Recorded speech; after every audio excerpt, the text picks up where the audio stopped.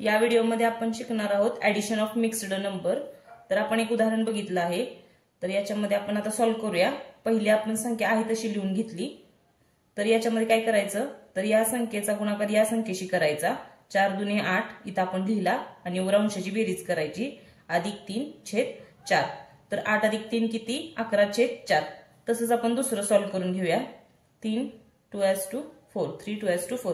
तर याच्यामध्ये काय करायचं, ह्या दोन्हीचा आधी गुणाकार करायचा।